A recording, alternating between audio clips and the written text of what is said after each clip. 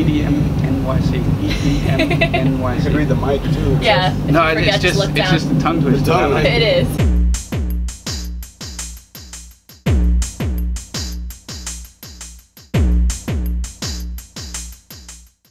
Hey, you're tuned in with EDMNYC. We're here at Ultrafest. I'm Christiana, and I'm here with MaRLo.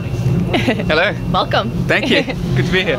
You obviously weren't born in Australia, and you moved there. How has that influenced your music? And I don't know if the move so much influenced my music. Look, I was born in Holland and I moved to Australia when I was about 14, and I've been making music in Australia ever since. So my whole DJ career and music career actually built out of Australia anyway. So when I first started going out and making my own music, it was all in Australia.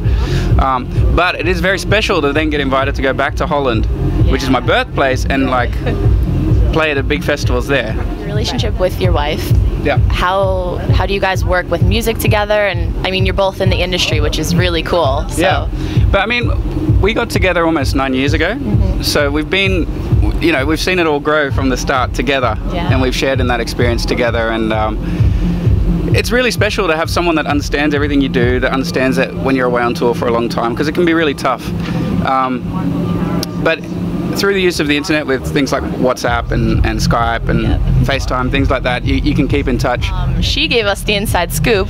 We hear you have this new shoe fetish. Can you tell us a little bit about that? She said that? She put you on the spot. I'm calling you out. No, it's just like in the US, shoes are cheap. Yeah. Yeah. So there's no other reason. I had to put him on the spot. They've got stuff that we haven't got back home, so I just see something I like and yeah, I get it. Okay. I don't know if it's a fetish though. No.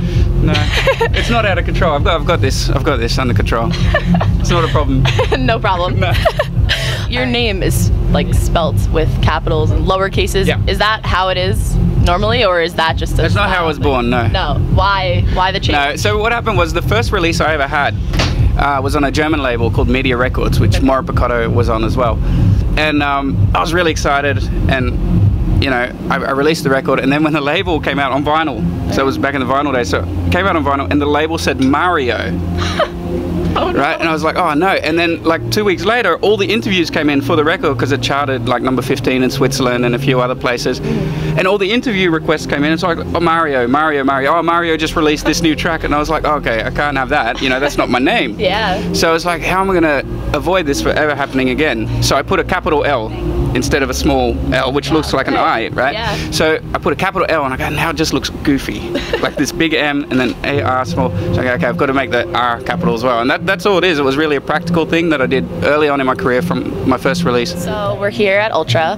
What does it mean to you to play at A State of Trance for the Miami crowd? Well, for me, like, to play at A State of Trance is such a big honor. For a start, Armand's been an amazing supporter of all my stuff for years already. He's become a good friend over time, and to me, they're like the best events in the world. So to play in the US, in Miami, at A State of Trance, it's amazing. Yeah. Would you say the US is your favorite place to play, or if not, where would it be? For me, the US is really new. So I only started touring here like last year. Right. Whereas all over the rest of the world, like Asia and Europe, I've already been touring for a long time. So it's really exciting to break into a new market and to get put on the biggest and best festivals in the world and play things like Ultra and EDC and Beyond Wonderland and stuff like that. It's it's awesome, and I look forward to coming to the US a lot more. Yeah, absolutely. We look forward to having you. Where are you going production-wise? You've obviously been doing a lot of new releases, and what do you think your goals are in the next, say, year? I don't really set goals for my releases or anything. I just do what comes out naturally in the studio, and I'm blessed to work with some really talented vocalists. So my next single is with Christina Novelli called Hold It Together. Okay. Comes out 6th of April. I'm doing another track with Janelle, my wife, called The Dreamers. And I hope to do a track with Roxanne Emery as well. And as well as all that, I mean, they're the vocal tunes. I'm doing a lot of more instrumental, more banging stuff along the lines of Visions and stuff. For that change, do you think it's because you have to keep up to date with trance? You know, everyone's saying trance is dying. What do you feel about that? I don't think about any of that sort of stuff. I don't worry about what everyone else is doing. I worry what I'm doing. So I enjoy what I make. If that becomes outdated, then that's a shame, you know. But I've always done it this way from the start of my career. I've just done what I like to make, and sometimes the fans and stuff, they dig it, and sometimes they don't. But it's honest, it's true. It's what I would like to listen to if I was at a festival, and it's what gets me jumping around the studio. So I don't worry about what's hot, what's not, and what everyone else is doing. I just worry about what I enjoy to make. If you could collaborate with any one person, living or deceased, who would it be and why? And it doesn't have to be necessarily an electronic producer, maybe a vocalist, instrumentalist. First of all, I'd really like to collaborate with Armin. He's been a great supporter, and he supported a lot of my music, and I play a lot of the stuff he makes too, so I think it would be a good fit. Besides from that, I really like acts like Coldplay and Lana Del Rey, so that would be really awesome to work with someone like that. Seriously. Okay. And how do you go about picking vocalists? Like, how does... It happens pretty organic. I don't really like go out and search for a vocalist. It's more you tour together, or you see each other and you like each other's music, and it happens sort of organically, like, hey, let's do a track together. Right. It's like, yeah, let's do that. Okay. And that's it. It's not really a planned thing. So if you could go back in time and give yourself advice from what you know now, what would it be?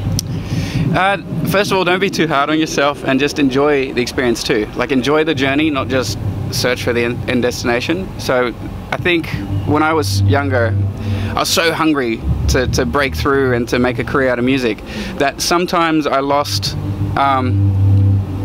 vision of what's really important, which is the joy of music. Right. So my advice would be, if I could go back to go, hey, just enjoy what you're doing. Like, enjoy every moment.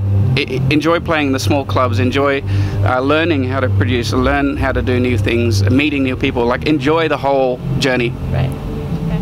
Thank you.